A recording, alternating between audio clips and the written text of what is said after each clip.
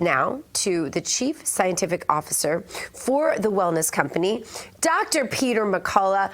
I have been chomping at the bit to ask you your take on this executive order we heard all about yesterday. Some are saying it's an absolute step in the right direction. You have some cautions. Tell us. You know, I do think it is a step in the right direction. Now, as a cardiologist, about 90% of the drugs I prescribe are generic. So they're already low cost, and this executive order wouldn't apply to that. But the branded drugs right now are priced so high, and unfairly so for Americans. Yes. Because they're not priced so high in Canada, Europe, and other Western countries. And they're unfairly priced. There's so many prior authorizations and approvals needed. Many doctors like myself give up, and we never prescribe these drugs. So believe it or not, Trump is doing Big Pharma a favor by dropping the prices on these and putting caps on these. I'll be more likely to prescribe it. The insurance companies will be more likely to improve it, and the drug company revenues will increase at a much more fair price point. Because part of this will eliminate some of the PBMs. You and I have talked about these PBMs before.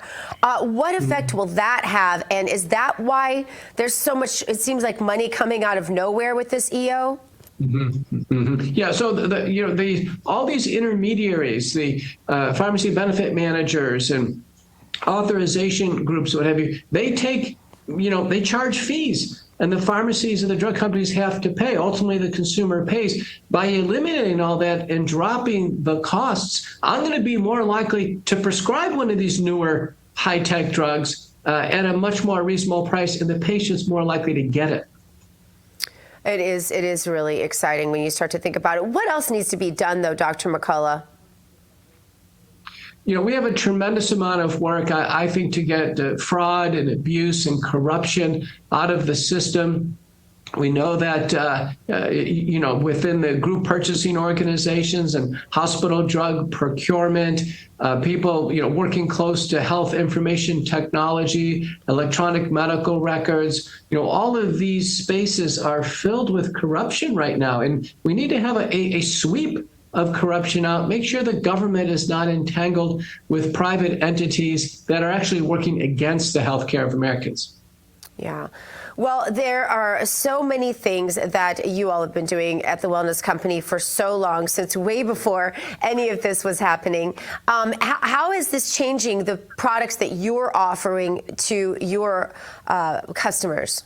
Patients. We've been responsive to our customers, Dr. Gina. Patients want non-pharmaceutical solutions, right, to improving their metabolism, immune system, freedom of infections, having themselves feel better. Products that help with skin and hair, mood, certainly detoxification after SARS-CoV-2 infection and COVID-19 vaccination. So we are providing a non-pharmaceutical set of solutions. First, we plenty of doctors here to prescribe generic and branded medications, but at the Wellness Company, we are putting the patient first in this whole new era of Make America Healthy Again. An ounce of prevention we always hear, and the Wellness Company certainly has some great, for example, cleanses that you can do. What do you recommend to people right now, where we are in seasons and all the things, the ominous news we're hearing out there? What do you recommend for people? What's the best product if they're going to invest today?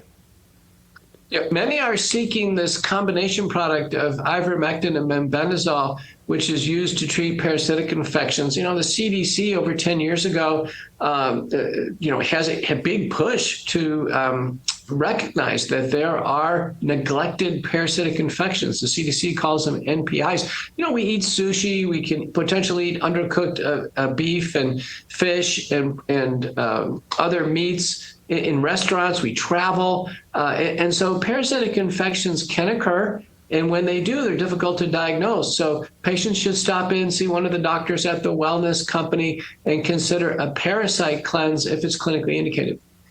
President Trump recently banned gain-of-function research, something I know TWC has been pushing hard. Why is this so important? It's like university labs could develop nuclear missiles.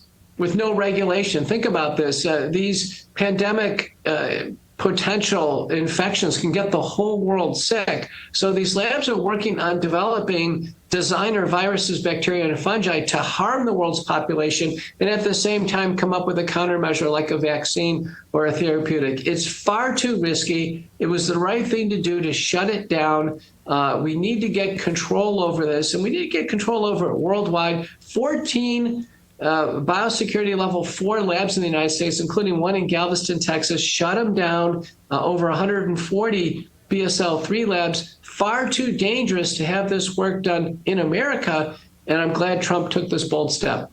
Dr. McCullough, just real quick, no time left, but what grade would you give President Trump so far?